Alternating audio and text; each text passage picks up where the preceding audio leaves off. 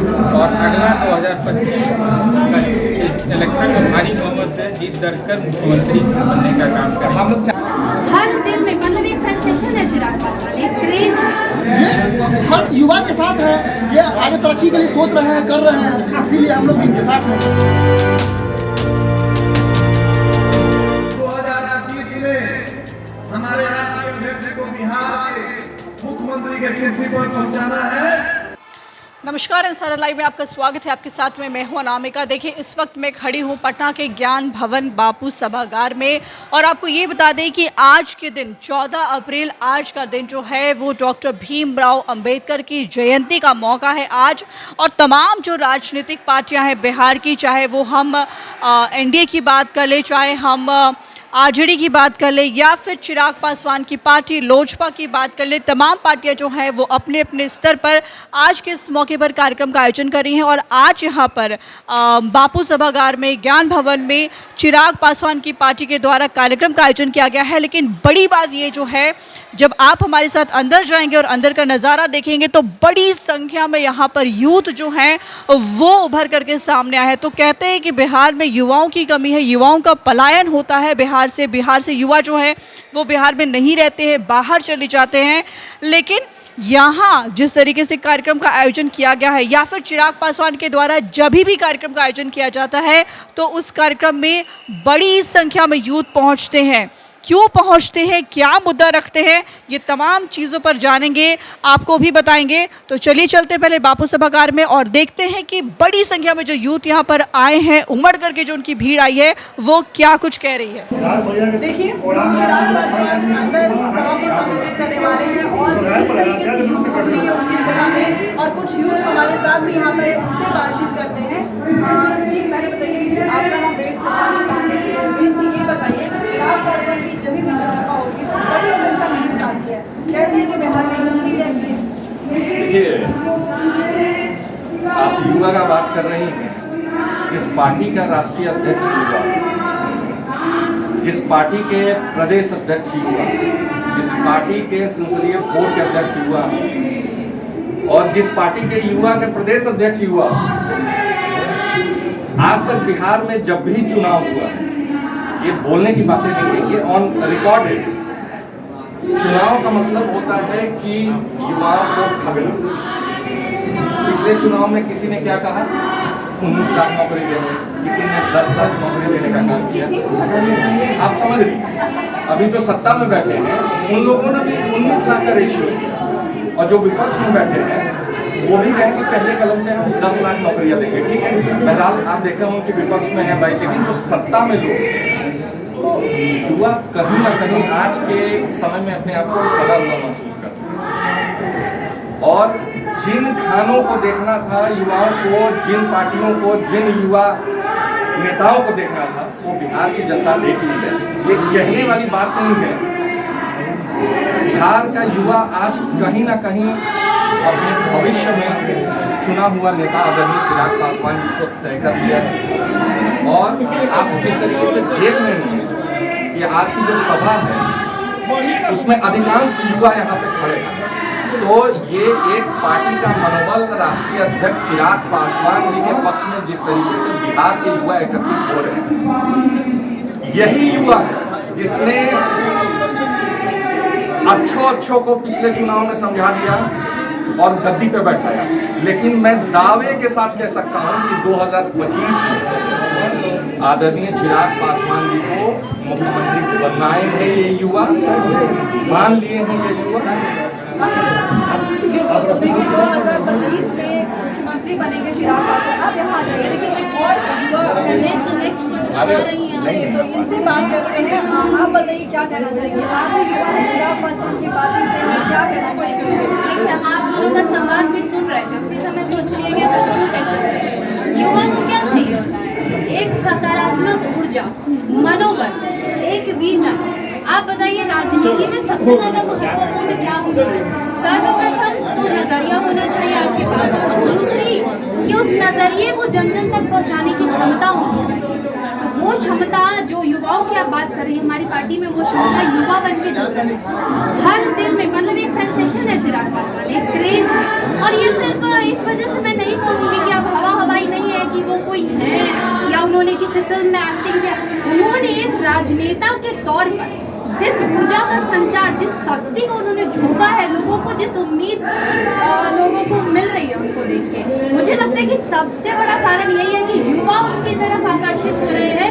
क्योंकि अब मैं भी युवा हूँ, नहीं मन करता भैया बाहर के प्रदेश में रहने का ना। वो 2 दिन की चांदनी है, 4 दिन की चांदनी है, वो जीवन भर के लिए नहीं चाहिए मुझे मेरे प्रदेश में रहना है, मुझे मेरे घर पे रहना है। मुख्यमंत्री नीतीश कुमार किस चीज़ में आपको लगता है कि बाकी में जो चुनाव पास नीतीश कुमार जी किस चीज़ में फुलफिल कर रहे हैं अपनी जिम्मेदारियों को, आप मुझे ये बताइए। आप शिक्षा की बात कीजिए, आप रोजगार की बात कीजिए, आप चलिए अलग से आप कुछ नहीं दे रहे। जो आप की सरकार जो नीतियाँ लेके आ रही है, अगर सिर्फ उनको भी एक नीति को भी पकड़ा जाए, सब विफल है। अलग से आपसे हम क्या मांग ले? जो आप बता रहे, जो डिजाइन कर रहे, जो ब्लूप्रिंट आप रख रहे हैं, आप वो भी डिलीवर नहीं कर रहे हैं, तो बातें क्या की जाए? ठगा जा रहा है लोगों को, लोगों की जान के साथ खिलवाड़ किया जा रहा है। ऐसे काले कानून, ऐसी नीतियाँ जिनकी वजह से हजारों जान जा चुकी है। मैंने तो कहीं नहीं सुना कि किसी प्रदेश में ऐसा कानून लागू है जिसकी वजह से माताएं बहनें उनके घर उजड़ रहे हैं, बच्चे मर रहे हैं, ऐसा तो कहीं नहीं सुना मैंने।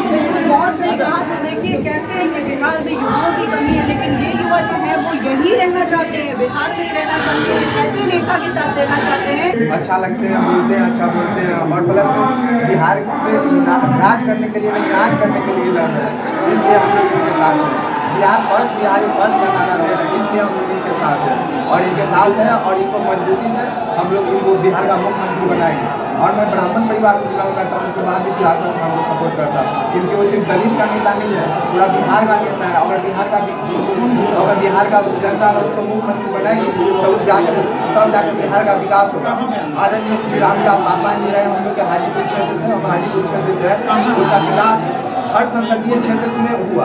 अभी है उनके भाई हैं, हम लोग वोट नहीं दिए तो पशुपति पारस जी को आज तक हम शक्ल नहीं देखते, फिर भी उनको वोट दिया सिर्फ रामविलास पासवान जी की वजह से। पशुपति पारस की पार्टी को आपने वोट दिया जी, पशुपति पारस जी को वोट दिए थे उस समय रामविलास पासवान जी के साथ थे, इसलिए उनको वोट दिए थे, ना कि हम लोग अब उनके साथ कोई नहीं है। हम लोग का साथ देना है, बारिश को साथ देना, लवारिश को साथ नहीं देना। बिहार के एक युवा और बिहार का एक युवा इनके साथ है और इनके साथ रहेगा। और एक राजनीति होता है, वो एक संघर्ष, राजनीति जो नाम दिया गया है, संघर्ष का नाम दिया गया है, और यह संघर्ष कर रहे हैं और बिहार का मुख्यमंत्री बनेंगे। और चिराग पासवान जिंदाबाद, चिराग पासवान जिंदाबाद, जिंदाबाद जिंदाबाद। चिराग पासवान का सभा को संबोधित कर रहे हैं चिराग पासवान, क्यों अच्छे लगते हैं आपको चिराग पासवान?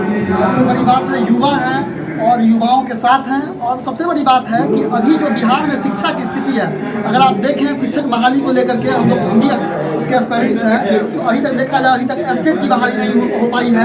92,000-95,000 शिक्षकों की बहाली हुई है, जो निकली थी उसमें से मात्र 42,000 शिक्षकों की बहाली हुई है। हर बात को मतलब कि उसको टाला जा रहा है, बार बार कोई ना कोई बहाना देकर के, कभी चुनाव को लेकर के, कभी आचार संहिता को लेकर के, मतलब इस तरीके से, मतलब कि एक तरह से देखा जाए ऊपर से लेकर नीचे तक इन लोगों ने रवैया बना लिया है कि न पढ़ेगा बिहार, न बढ़ेगा बिहार, अंगूठा छाप रहेंगे और न आगे किसी को बढ़ने देंगे। ये हर युवा के साथ है, ये आगे तरक्की के लिए सोच रहे हैं, कर रहे हैं, इसीलिए हम लोग इनके साथ हैं। क्या अभी तक हर तरीके से हम लोग के उम्मीद पे खड़े हैं। अभी तक जो भी काम हो रहा है हर तरीके से हम लोग खड़े हैं। बात यह है कि आखिर खड़े कब रहेंगे? जब इनको साथ मिले तब तो खड़े रहेंगे। अब जिनके साथ जा रहे हैं लोग उनको धोखा दे रहा है, लेकिन जहाँ जा रहे हैं वहाँ धोखा मिल रहा है। इस तरह से अगर धोखा मिलता रहेगा जब तक हम लोग समझेंगे नहीं तब तक आगे बढ़ेंगे नहीं। सबसे बड़ी बात यही है। जैसे देखते हैं सोना को जितना ले जाता है सुनार के नजदीक उसको पिघला देता है और फिर उसका चमक जो है सो खत्म नहीं होती है। उसी तरह से चिराग पासवान बिहार के युवा और बिहार के 12 करोड़ जनता के बीच में यह राज कर चुका है कि चिराग ही एक ऐसा व्यक्ति है जो बिहार को संपूर्ण बिहार विकास दे सकता है। आपने देखे हैं कि समय जिस समय चुनाव हो रहा है ठीक टारगेट उसी समय में हमारे नेता चिराग पासवान जी के ऊपर आघात की जाती है, चाहे वह बंगला के माध्यम से हो या पार्टी तोड़ने के माध्यम से हो या उन पर किसी तरह के षड्यंत्र से उसको बेदखल करने की जिम्मेवारी हो। तो हमारे चिराग पासवान में यह काबिलियत है और वह सभी तरह से संपन्न और मजबूत हो चुका है पूरे बिहार में। जहाँ तक बात है बिहार की, तो बिहार की राजनीति में वो आगे आएंगे और अगला 2025 का इलेक्शन में भारी बहुमत से जीत दर्ज कर मुख्यमंत्री बनने का काम करें। हम लोग चाहते हैं कि चिराग पासवान हाजीपुर से चुनाव लड़े। उनका पापा जी का नाम घूम ही रहा है और वो हाजीपुर से चुनाव लड़े और उनका पापा जी का ग्रुप में नाम गया और उनका भी जाएगा। पशुपति पारस का क्या? बस लावारिस है, बस उनका 24 एक पशुपति से नाम था वो खत्म है, 24 उनका नहीं रहेगा। हम लोग 80% कोई बच्चा 80% लाता है, 80% लाने के बाद दुखी हो जाता है। दुखी होता है क्योंकि उसको बिहार छोड़कर जाना होगा आगे बढ़ने के लिए। चुनाव में तो जीते हैं वो। अरे एमएलसी चुनाव में जीते थे, एमएलसी चुनाव में मेरे भैया क्या दिन प्रचार किए सो बताइए ना। और जीते उनका कितना वोट है, उनका वोट प्रतिशत कितना है, किनके दम पर जीते वो आप भी समझ रहे हैं। आप हमसे ज्यादा सीनियर है और सीनियर जर्नलिस्ट है, आप समझ रहे हैं। अच्छा जर्नलिस्ट बनने के लिए भी हम लोग को बिहार छोड़ना पड़ेगा। अच्छा 12 पास करने के 12 पास करने के बाद IIT करे, नीट करे, कुछ भी करे, हम लोग को बिहार में होना होगा। ऐसा क्यों? जिस बिहार में चाणक्य का जन्म हुआ है, चंद्रगुप्त का जन्म हुआ है, उस बिहार में क्या कमी रह गया? ये सब बाहर जा रहे हैं। कमी तो यहाँ पे सरकार में है, यहाँ के नीति में है। इसीलिए अब युवा का सोच है और युवा जोश है और युवा सोच और युवा जोश जिंदाबाद जिंदाबाद जिंदाबाद, चिराग पासवान जिंदाबाद। आपने सुना जितने भी यहाँ पर लोग हैं, रामविलास पासवान अमर रहे। आखिर बिहार के युवाओं को बिहार छोड़कर के बाहर जाने की जरूरत क्यों पड़ती है? इन लोगों ने चुन लिया है कि इनके नेता चिराग पासवान है, अब बारी आपकी है। फिलहाल इस पर इतना ही। अनामिका को दीजिए इजाजत।